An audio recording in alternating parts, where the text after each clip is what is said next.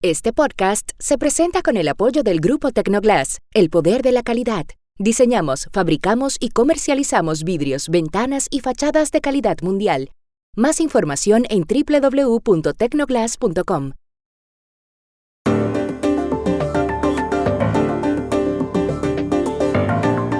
Trump anunció ayer un cese al fuego entre Irán e Israel, y en Estados Unidos hay debates sobre el bombardeo del domingo. ¿En qué consiste? En México se acaba de impugnar la elección de jueces por voto popular. ¿Hay alguna posibilidad de que se caiga?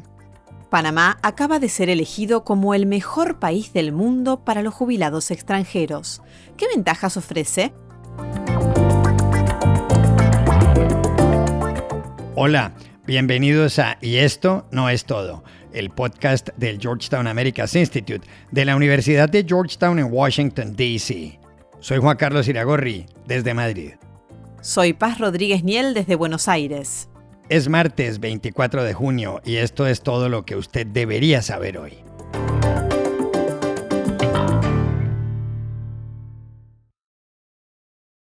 La guerra entre Israel e Irán, que empezó el 13 de junio con el ataque de las fuerzas israelíes contra Teherán y que se complicó el domingo con los potentes bombardeos de Estados Unidos a instalaciones nucleares iraníes, parece haber llegado a su fin. Así lo anunció ayer por la tarde el presidente de Estados Unidos, Donald Trump, en su red social Truth Social. En su mensaje, el mandatario felicitó a Irán e Israel por haber acordado un cese al fuego total que termina una guerra que, según él, habría destruido a Oriente Medio. El anuncio de Trump se produjo horas después de que Irán lanzara varios misiles contra la base aérea estadounidense Al Udeid, cerca de Doha, en Qatar. Allí, en la capital catarí, el cielo se iluminó y el sonido de los misiles contribuyó al pánico.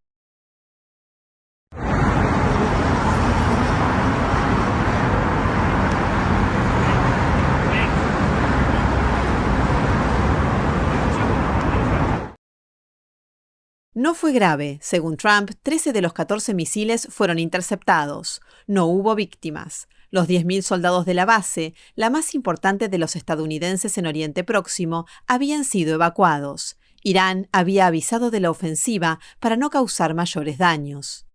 La reacción de Irán se produjo tras el ataque de Estados Unidos el domingo contra las instalaciones de enriquecimiento de uranio en Fordow, Natanz e Isfahán, anunció Trump ese día en la Casa Blanca. Según él, el programa nuclear de Irán fue completamente borrado en esa ofensiva. A short time ago, the U.S. military carried out massive precision strikes on the three key nuclear facilities in the Iranian regime: Fordow, Natanz, and Esfahan. Everybody heard those names for years as they built this horribly destructive enterprise. Our objective was the destruction of Iran's nuclear enrichment capacity and a stop to the nuclear threat posed by the world's #1 state sponsor of terror. Tonight I can report to the world that the strikes were a spectacular military success. Iran's key nuclear enrichment facilities have been completely and totally obliterated. Lo curioso del asunto es que ningún otro funcionario de Estados Unidos ha asegurado que esas instalaciones, atacadas por misiles Tomahawk y por potentes bombas GBU-57 lanzados desde submarinos nucleares y bombarderos B-2, hayan quedado inutilizadas. Entre tanto, en Washington, D.C., seguía el debate sobre si el ataque ordenado por Trump contra Irán estuvo acorde o no con la Constitución. Para entender la polémica, que es seria, llamamos ayer a esa ciudad a nuestra compañera, la periodista y analista política Dori Toribio.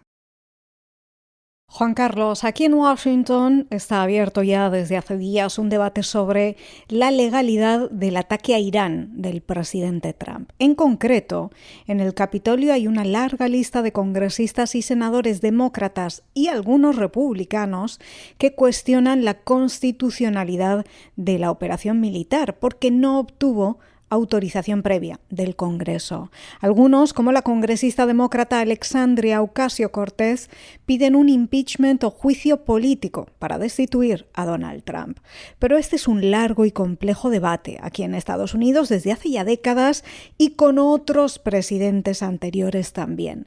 Dice el primer artículo de la Constitución que el poder de declarar la guerra reside en el Congreso. Y además hay una ley de 1973, la Resolución de Poderes de Guerra, aprobada durante la Guerra de Vietnam, que certifica que los presidentes deben notificar las acciones militares al Congreso en un plazo de 48 horas. Sin embargo, la última vez que el Congreso declaró formalmente una guerra fue al inicio de la Segunda Guerra Mundial. Desde entonces, los presidentes han esquivado esas condiciones, citando, por ejemplo, el artículo 2 de la Constitución, que designa al presidente como comandante en jefe de las Fuerzas Armadas y, por lo tanto, le da el poder de usar la fuerza militar para defender a Estados Unidos y sus intereses nacionales en el exterior.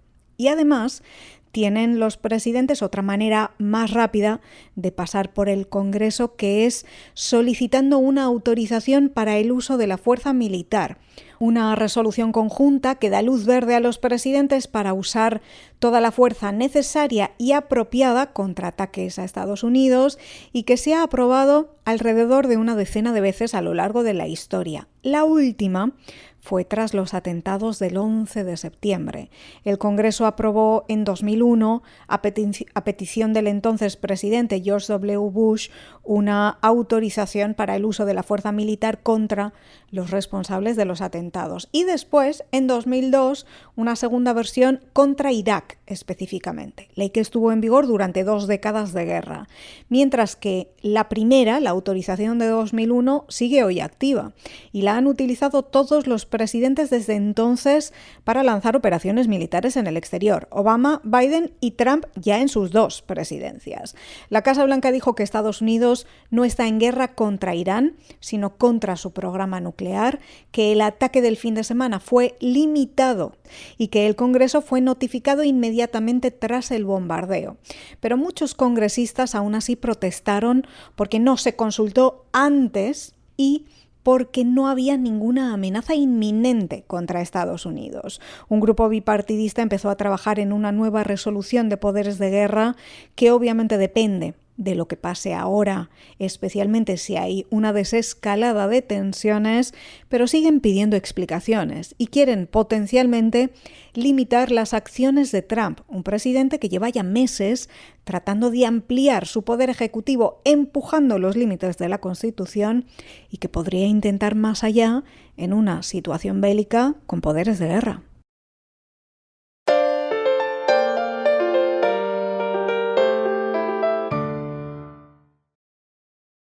En México hay novedades sobre la controvertida elección de jueces y magistrados por voto popular que tuvo lugar el pasado 1 de junio.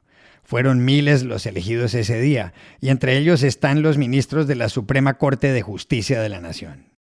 Por un lado, causa inquietud la elección como jueza de Silvia Delgado, ex abogada del narcotraficante Joaquín El Chapo Guzmán, o como magistrado de Hernán Vega, acusado de ocultar una tenebrosa organización de trata de personas.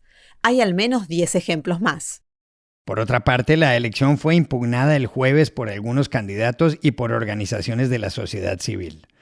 Para saber los motivos, hablamos ayer en Ciudad de México con el director de una de esas organizaciones, el Laboratorio Democrático, Arturo Espinosa.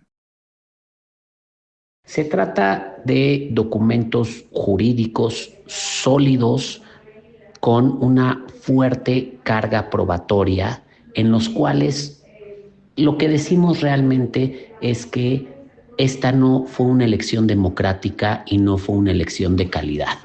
Fue una elección en la que no hubo libertad del voto y no se realizó de manera auténtica. La operación acordeón, que fueron estos documentos que se distribuyeron por millones en todo el país, en donde se señalaba cuáles eran las candidaturas por las que la gente debía de votar y que fueron distribuidos, presumiblemente desde el oficialismo, tuvo una fuerte repercusión en los resultados. Casualmente, más del 80% de las candidaturas que estaban en esos acordeones fueron quienes resultaron ganadores y ganadoras.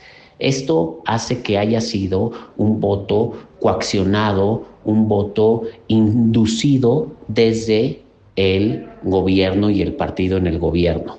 Sumado a esto, pues también la elección no se desarrolló ni en condiciones de certeza ni en condiciones de equidad.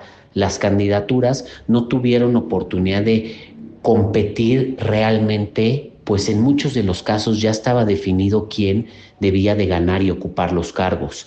Tampoco hubo reglas claras. Creemos en realidad que este no es el tipo de elecciones que debe de tener nuestro país, no son las elecciones que merecemos, por las que hemos trabajado durante tantos años. Vamos realmente para defender la democracia porque estamos ante un grave retroceso en México.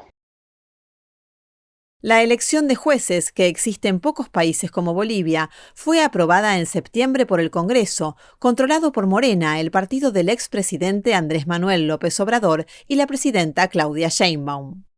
En ese momento recibió críticas de numerosos expertos y de gobiernos y organismos internacionales. Según ellos, grupos del narcotráfico o redes de corrupción podrían terminar financiando las campañas de algunos candidatos a jueces o magistrados. La demanda contra la elección de jueces debe ser resuelta por el Tribunal Electoral el 31 de agosto como máximo. El 1 de septiembre tienen que posesionarse. Pero, ¿saldrá adelante esa impugnación? Llamamos ayer a Ciudad de México al constitucionalista Javier Cruz Angulo. La reforma judicial es un despropósito.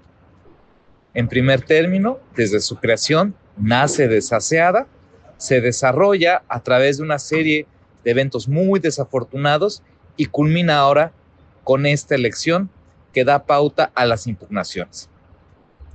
Podemos ver en el proceso acordeones, urnas y la falta de vigilancia sobre una elección que tiene muchísimos cuestionamientos. Ahora bien, creo que todas las impugnaciones desgraciadamente van a fracasar. Y esto es por la integración del Tribunal Electoral del Poder Judicial de la Federación. La integración ha venido fallando sistemáticamente.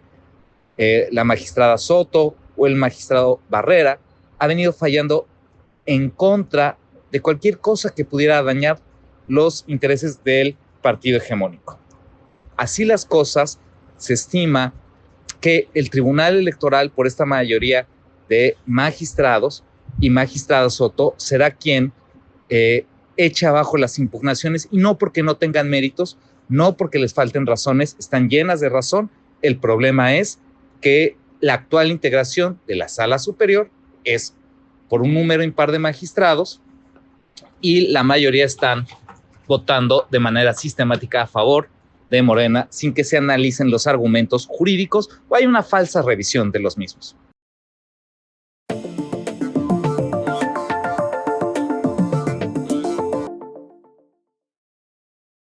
Este podcast se presenta por cortesía de Movistar Empresas, el aliado que está transformando y potenciando negocios en toda Hispanoamérica con soluciones digitales en cloud, IoT, seguridad, conectividad, Big Data y advertising. Movistar Empresas, siempre el camino seguro. Y este podcast se realiza con el apoyo de Progreso, compañía líder en soluciones innovadoras en construcción, agro y energía. Impulsamos el desarrollo sostenible en América Latina. Más información en www.progreso.com. Hace poco, International Living, una publicación que desde 1979 recomienda destinos turísticos, lugares para vivir o sitios para estar jubilado, lanzó su lista titulada Best Places to Retire in 2025, The Annual Global Retirement Index. La lista, que al español se traduciría como los mejores sitios para retirarse en 2025, menciona los países en donde un jubilado puede vivir de la forma más cómoda. En el puesto 10 aparece Tailandia, en el 9 Italia, en el 8 Grecia, en el 7 Malasia y en el 6 España. Luego vienen Francia en el 5, México en el 4, Costa Rica en el 3, Portugal en el 2 y en el 1 Panamá. ¿Por qué? porque, por ejemplo, la vivienda es barata, no se cobra impuestos a los ingresos en el exterior y hay conexiones aéreas con 15 ciudades de Estados Unidos. Pero hay más cosas que hacen del Istmo uno de los mejores lugares para quien se retira, un fenómeno muy notorio. Y para hablar de ellas, llamamos ayer a Ciudad de Panamá a Carlos Ernesto González, de la prestante firma de abogados Morgan & Morgan, con 103 años de historia. Bueno, Juan Carlos, diría que las razones son muchas por las que puede estar Panamá en ese índice, comenzando por el programa que tiene Panamá para atraer pensionados y retirados. Con solo $1,000 de ingreso garantizado mensual, tienes derecho a aplicar, entre otras cosas, ¿no? Pero puedes con esa aplicar a una visa y residencia de pensionado en Panamá, la cual una vez presentas la solicitud, en menos de 6 meses la vas a tener contigo. O sea, y eso, aparte de que te permite vivir en el país sin ningún problema, te da una serie de beneficios como descuentos de 25% en los restaurantes, 50% en entretenimiento como películas, conciertos, descuentos de 20% en las consultas médicas, de 25% en los medicamentos y cosas por el estilo.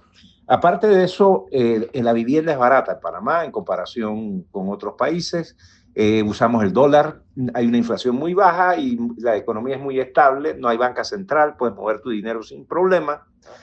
Damos, digamos que un ambiente muy favorable al inmigrante, porque este es un país que constantemente tiene flujo de personas mudándose a él de toda la historia y muchos se quedan, otros se van, pero ese flujo ha hecho que el país sea un país muy abierto a la inmigración y al constante cambio de la población humana que tenemos aquí. Es un país seguro, los niveles de seguridad son muy altos y tiene una conectividad aérea envidiable. Por ejemplo, solo con Estados Unidos hay vuelos directos diarios a 15 países, para no hablar de que tenemos conexiones directas con Asia, con Europa, con toda América, Canadá, a Chile y a Argentina, cubiertos en las mejores y las segundas mejores ciudades.